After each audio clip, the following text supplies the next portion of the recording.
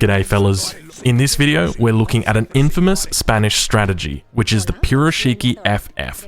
Piroshiki is a famous player in Age of Empires because he's played so many games, and with this strategy, you can get 13 guard halberdiers and 2 falconets in your opponent's base before 8 minutes. And in this video, I'm going to teach you exactly how to do it. So if that sounds like something that you'd be interested in, I encourage you to stick around. Let's get to it. The action in this build order starts very quickly. You're going to task all your settlers over to food, collect 100 food, and then immediately get them onto wood. And the reason why is because we're building a trading post from the get-go, where you don't have time for houses. So my explorer is picking up that little market treasure, and that's it. Then he's heading straight to the trading post, and he's going to get ready to put down that trade post. I make sure he puts it down immediately, and then my settlers head back over to those food crates and get all of them ready so that we can continue making settlers. Then we task all of our villagers onto food, and the key here is that we're only going to be going to 9 out of 10 population. Once we hit 9 out of 10 population, we're not going to build any more settlers for the entire first age. Now you're probably wondering, well, why don't you just build a 10th settler? And the whole idea here is that we're going to be using the early trade post that we've taken to get an XP boost so that we can ship 3 settlers and go 12 over 10. You'll commonly see this written down places, 12/10. Well, this is exactly what it means. It means building 9 settlers and then shipping 3 from your home city so that you overpop yourself. That way, you can avoid making a house in the first age and guarantee that your 200 wood that you started with goes completely to a trade post. When you're waiting for your first shipment to come in, it's important that you click it as quickly as possible because every single second that you wait, but you're not sending that, you're losing 3 villager seconds. So as a Spanish player, especially because your shipment arrives so much earlier than any other civilization, you want to get those settlers in as quickly as possible. For the majority of the early game, the treasures that you want to be focusing on are food treasures and food treasures only. If you do come across other treasures like a wood treasure or a coin treasure, they're still important, but ideally you want to prioritize your food treasures as they're going to help you age up faster. Additionally, if on your map there are any goats or cows or sheep, make sure that you consume them before you hit your transition period. That way you can get a faster age up time than what you would be able to if you didn't have these in the first place. Aging up to the second age, you're going to want to be going up with the governor, which is going to provide you your outpost wagon as well as 200 coin. During your transition period, you're going to need to chop for a house so that you go from 12 out of 10 to 12 out of 20. You're also going to need to gather 100 coin so that when you age up, you've got the extra 200 from the governor, which gives you 300, as you're going to be shipping 700 coin, which is going to give you the 1,000 that you need to age up to the fortress age. Once you've gathered that 100 wood for your house, you can move all of your villagers over to food. This is of course with the exception of any villagers that are gathering coin so that you're able to age up to the third age. This should be minimal, however, as you're most likely going to have collected small coin treasures around your base in the first age. It's important that you adjust your macro for the treasures that you find in the early game. As an example, I found an 85 wood treasure just before taking this coin treasure here, and as a result it meant that I didn't have to chop the extra wood that I needed otherwise. It's going to be the exact same with this coin treasure here. When I take this coin treasure, I'm not going to need to collect that extra coin, and as a result, I'm not gathering coin right now. It's only after I've actually taken this treasure, secured it, am I going to be gathering the extra coin that I need, because that way I know exactly how much coin I need. There's no point right now in me gathering 100 coin, stockpiling it, and preparing to age up to the third age, when I've got an 80 coin treasure that's sitting right here for me, ready to take. So now that I've secured it, it means that I can put a single villager over onto the coin mine and guarantee the coin that I need to get up to the third age. Arriving in the second age at 3 minutes and 42 seconds, I can now ship my 700 coin followed by 700 wood.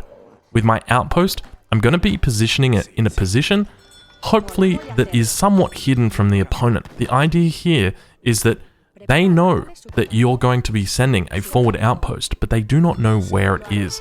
So the further you can send it away from them, put it in the corner of the map, because ideally you're only using that as a shipment point. You don't really care about line of sight. You don't really care about defending any resources. If you can do those things while remaining out of line of sight and out on the corner of the map, then definitely do that. As an example here, I find a hunt and some trees that I can put my outpost down at. When your coin arrives from your home city, it's important that you don't gather it up with just 1 or 2 villagers. You want to be gathering it up with ideally 7 villagers. That's 2 for each of the small crates and 5 for the big crate. Now, this is on the condition that you do have enough food to age up. As you can see in this situation, I'm just a little bit shy. So it means that I slowly transition my villagers over to the coin crates when I'm comfortable with how much food I've got. I've been careful to only make 2 settlers once I've reached the 2nd age, because even though I could probably create a 3rd one, it's just going to delay my age up, and I need to be hitting the 3rd age as quickly as possible, so I can send those falconets. Unfortunately, I do miss macro a little bit here, which means that my age up is slightly late. Ideally, it could have been about 7 to 8 seconds faster, but it still looks like we're going to be on target for a quick age up. When your 700 wood arrives, you're going to be building a church with it and a house with it, and everybody else is going to be heading over to wood. It's important that you keep just a couple of settlers on food because, first of all, you're going to need war dogs if your outpost is threatened at any point. And second of all, if you do manage to get to the 3rd age without having too much pressure on your outpost, it means that you can train settlers with that food instead. Everybody else, though, just needs to go over onto wood. The next shipment that you're going to be sending is the unique church card for the Spanish. So it's got a couple of technologies, but the one that you're interested in is the one for the halberdiers. It takes 1,000 wood to research and it's only available in the fortress age, but it provides you 13 guard halberdiers. So these aren't those fortress age halberdiers that you're so used to seeing. These are fully fledged guard upgraded halberdiers. They're incredibly strong. And while the unique church card does provide other technologies that you can research, the only one we're interested in is this halberdier research. With regard to the politician that you want to take to go to the 3rd age, I would recommend taking either the 4 hussars or the 8 pikemen. And the reason why is because the 8 pikemen are going to bolster your 13 halberdiers when they arrive and protect your falconets from cavalry, and the 4 hussars, well, if you're up against a civilization that's more likely to build, say, skirmishers, then you might need a little bit of assistance with your falconets, and those hussars allow you a little bit more leverage in protecting your falconets, as well as giving you a bit more utility than the pikemen. I wouldn't recommend taking the crossbows, however, as you have enough oomph in your army already with the falconets. You don't need any more oomph from the expos, so I would avoid taking them. It's just going to weaken your falconets. You're not going to have that extra layer of protection in the pikemen or the extra utility in the hussars. So if you were watching closely, you would have seen that I did make a minor mistake in that I forgot to actually build my house until right before I aged up, so I had to build it with about 3 or 4 settlers.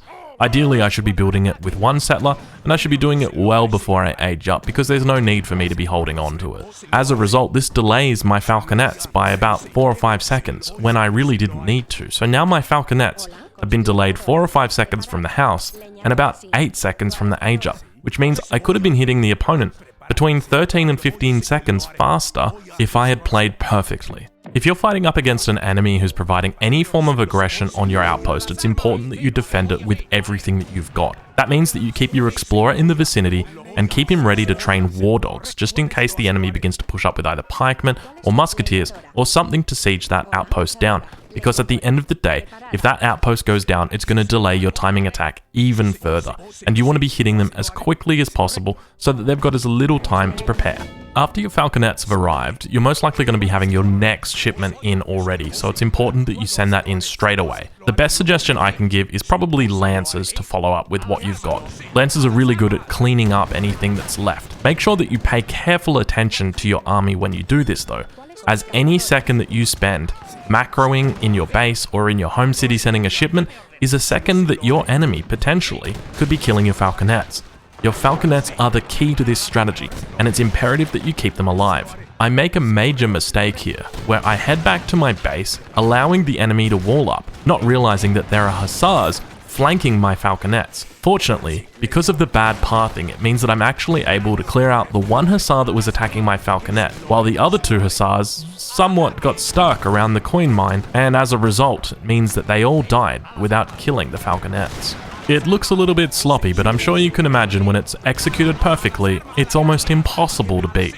This is why the Piroshiki FF is infamous, because it hits hard, it hits fast, and there's absolutely nothing you can do to stop it unless you know it's coming. Over the next few days, you can expect to see videos on the Portuguese as well as the Ottoman. And because I'm feeling pretty generous today, I'll give you guys a sneak peek at the next hit before it reaches your local radio station. You can find the full teaser for this song on my Twitter, so I'll leave a link down in the description. Enjoy. 'Cause it's too late for trying to save. It's too late.